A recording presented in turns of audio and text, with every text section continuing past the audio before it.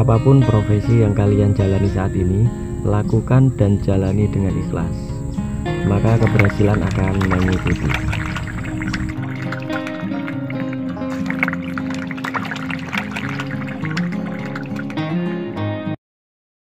Hai, perkenalkan nama saya Heri.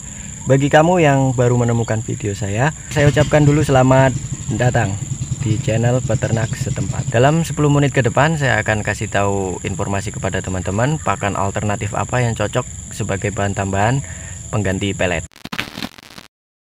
Ngomong-ngomong masalah pakan itu merupakan komponen yang paling penting dalam usaha budidaya ikan. Masalahnya apa? Masalahnya sekarang harga pakan ini setiap hari itu pasti naik. Bahan bakunya diimpor. Hal ini yang menyebabkan keluhan bagi para peternak. Pertanyaannya, apakah pakan full pellet itu bisa menghasilkan untung? Sini dekat lagi, sini saya kasih tahu. Dekat. Untungnya tipis, coy.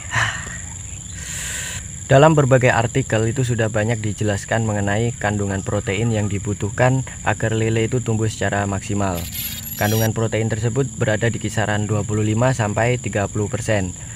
Pakan lele yang baik harus memenuhi rasio pemberian pakan dengan penambahan bobot tubuh kurang dari 1 FCR. Artinya, setiap pemberian pakan sebanyak 1 kilo, dia akan bisa menambahkan bobot tubuh sebanyak 1 kg juga. Jadi semakin kecil rasio FCR-nya, semakin baik pakannya. Pakan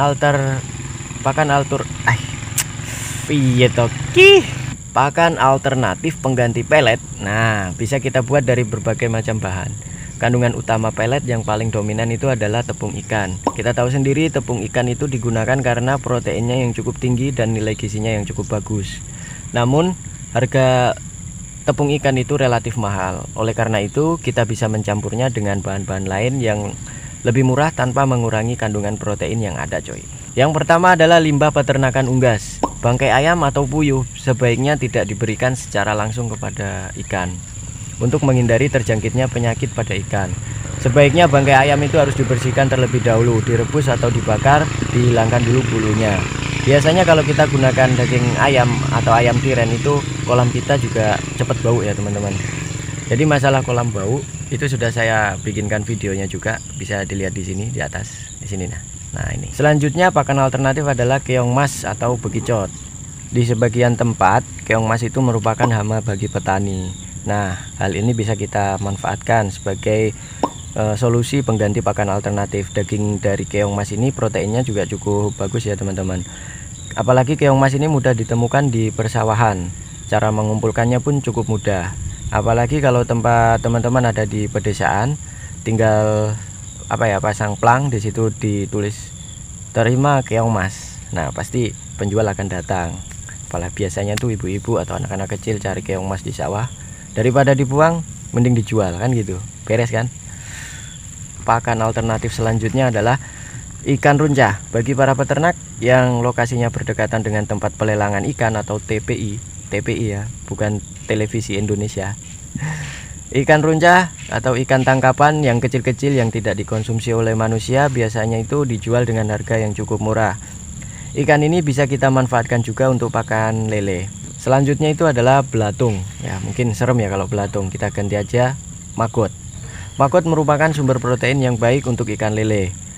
Maggot yang dihasilkan dari lalat ada beberapa jenis lalat. Jadi yang digunakan sebagai maggot itu adalah lalat BSF atau lalat black soldier fly. Kandungan maggot itu berkisar antara 40%, jadi cukup tinggi ya. Banyak penelitian yang sudah meneliti tentang maggot ini. Selanjutnya adalah roti BS. Pindah dulu coy. Sini ngobrol santai.